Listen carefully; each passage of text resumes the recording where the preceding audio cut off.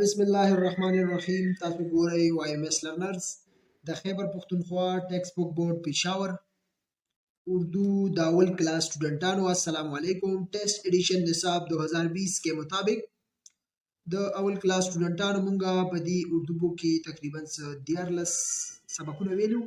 کوم بیسیک سبقونه چې راځو نن به 14 نمبر سبق سٹارټ کوو.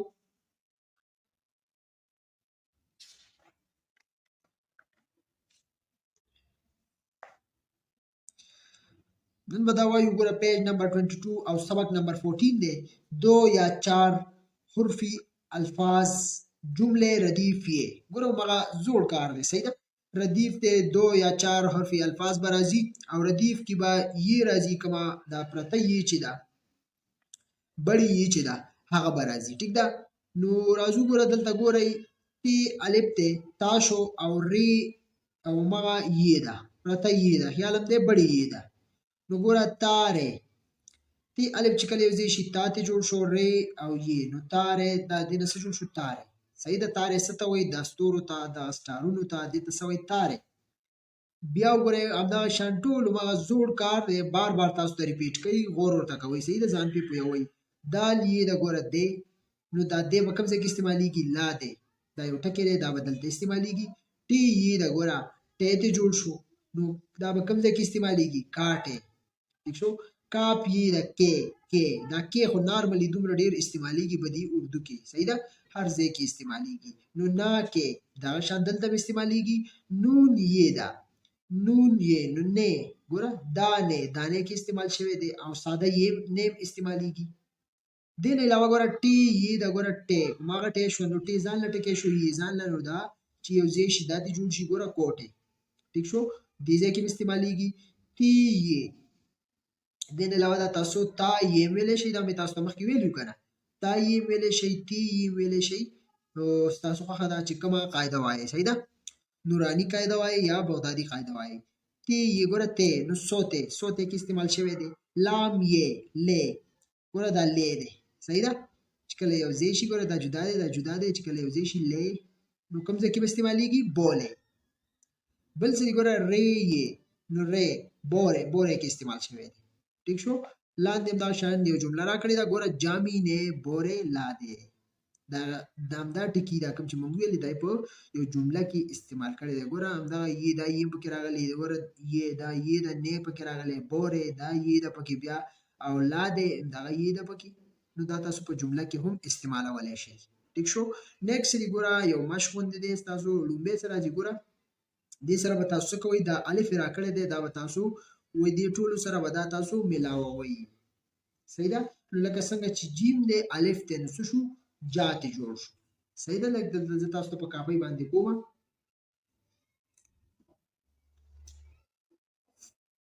ګوره اول سری جیم الف نو جیم دې ګوره دا جیم شو او بیا سری کاپ ته او کاپ ته ګوره کاپ شو او دا کاپ شو. ٹھیک شو. د الف لیکلې دا وې د سره ملاو کوي. ناول به موږ جیم سره ملاو کو بیا دې سره نو جیم سره چې کله ملاو کم دې نس جوړ شي جا جیم خدا لري کنه او الف دا شو نس شو جا. ٹھیک شو. بیا به دا کاف دې سره ملاو کوي ګوره کا نو بس جوړ شي کا. ٹھیک ده. بیا به دا کاف دې سره ملاو کوي خو دې سره دوه چشمه هم راغلي دا به دا شان دي کوي خاص سایلنت لیټر دی دا بیا ګوره کا دام کا دی دام کا. ٹھیک ده. نو دا مونږه دا درې وانه سره سره ملاو کړو. نیکسټ په دویم نمبر کوېسچن دی ګوره کا هغه شان کالمز دي دا به تاسو دې سره ملاوي لکه څه شي ګوره کالا توریا دی کالا. ٹھیک ده. نو دې سره راځي دا به تاسو خو برابر فوټو برا واخلئ او دا به تاسو یو بل سره سکی ملاو بکئ. ٹھیک ده. لکه زه اوس راځم فوټ مې راواغستو نو اوس به دې سره راځي ګوره تا دا خو کالا شو کنه تارا څه ته وایي دا دلته ویلو کنه تارې ستورو ته وایي یا سټارونو ته وایي نو دا به تاسو فوټې سره دا شان دل سره ملاو کړئ. ٹھیک شو. بل سره راځي ګوره تو نو تو تا دا دی کنه نو دلته تو دا به دې تا سره ملاو کړئ دا د دې جوړه ده. بل څه دی ګوره مو نو مو سره ومنګ ساچو تاسو به دلته وګورئ موټا، ګوره موټا پیړ دی ده کنه موټا دی، نو دا به تاسو دې سره ملاو کړئ موټا. بل څه دی لاست نمبر چو دی، ګوره چو، نو کوم یو پاتې شو؟ کوم یو پاتې شو؟ ړا، نو چوړه، هلکه دا ډېر چوړه دی، ګلاو دی ډېر، صحیح ده کنه، چوړایي سیوا ده، نو دا چوړه شو. ٹھیک شو؟ راځو ورپسې نیکسټ پیج ته، په دې باندې پوه شوې که نه؟ نیکسټ پیج باندې ګوره څه دي بیا، پیج نمبر 23 دی، او اوس په دې باندې کوېسچن نمبر 3 شو. کوېسچن نمبر 3 کې ګوره همدغه شان ټې راکړې ده، ګوره ټې دا چې کله موږ ګوره ټې داسې لیکو چې کله مکمل لیکو دا ټې ده، دا چې کله موږ په دوو ټکو کې لیکو په حروفو کې لیکو نو موږ داسې لیکو، بیا دا ټې نه لیکو، صحیح ده؟ لکه دا بیا داسې ولیکو، دې سره چې بل کوم ټکی راځي هغه ورسره ولیکو. ٹھیک شو؟ نو ټې دا داسې ټې شوه. لام دی، دا به تاسو دې فوټې په ذریعه د لام سره ملاو کړئ. ٹھیک ده؟ بل څه دی ګوره دا نون دی، نون دا دی که نه، دا به تاسو دې سره ملاو کړئ. ٹھیک ده؟ فوټې په ذریعه.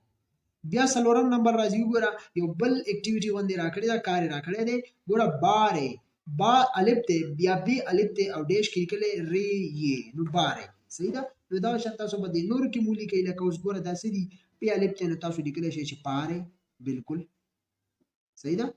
لکه اخره کې به ردیف یې راولئ. ښه، دې نه علاوه ګوره جا دی، نو تاسو لیکلی شئ جانې، جانې، ګوره نون رالی خو اخره کې خو یې راله که نه.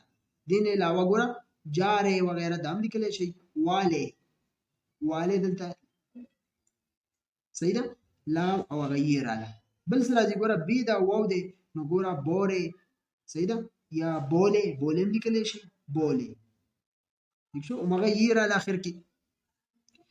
بل څه راځي ګوره پی دا واو دی، نو پوره یا پودې، تاسو دا هم لیکلی شئ پودې، اخر کې همغه یې راولئ. ښه، بل څه ګوره ټې دا واو دی، نو تو دی یا تولې لیکلی شئ تولې. ٹھیک شو؟ بل څه ګوره کاف واو دی، نو کونې یا کولې. ٹھیک شو؟ نو دا به تاسو دغه شان ډک کړئ. بیا پنځم نمبر کوېسچن راځي، ګوره با الف دی، بیا بې الف دی، د ده چې کوم بیا څه شي، مطلب بې الف شو دلته، او دې خوا یو تیر راوستی څه ده، بې یې ده، لکه با بې، نو د بو بو به څه راځي، لکه با بې. ٹھیک شو؟ نو بو لې، بولې، صحیح ده که نه؟ دلته به دا تاسو دسته ملاو کوئ، بولې. بل څه دی ګوره چا، نو دې کې به تاسو وګورئ چا، چای، چای، چای څه ته وایي؟ چای، موږ چې ورته چای وایو، لکه چسکي، نو دا به تاسو دې سره ملاو کوئ چای. ٹھیک شو؟ بل داسې دی ګوره چا، دا پاتې شو چاپې، چاپا، چاپې، دا به دې سره ملاو کوئ. ٹھیک شو؟ نو دا ستاسو هغه کار و. بل به تاسو کوئ دا شان لاندې به دا ځای درکړی دی، تاسو به په دې باندې د دې پریکټس وکړئ چې دا ستاسو دا څیزونه یاد شي. ٹھیک شو؟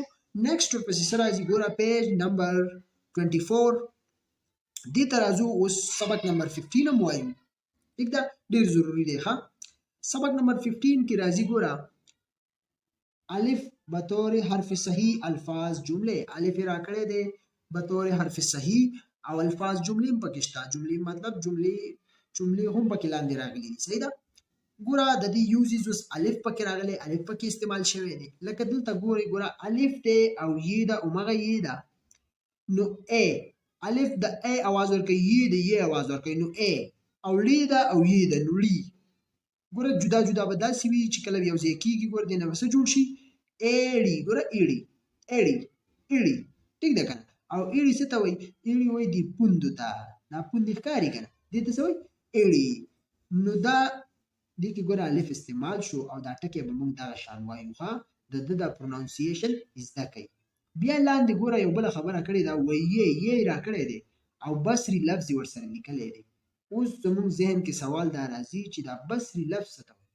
ٹھیک ده؟ نو په بصري لفظ باندې ځان پوه کوئ. ٹھیک ده؟ راځو دا تاسو ته دلته په کاپۍ باندې کومه چې دا بصري لفظ څه ته وایي.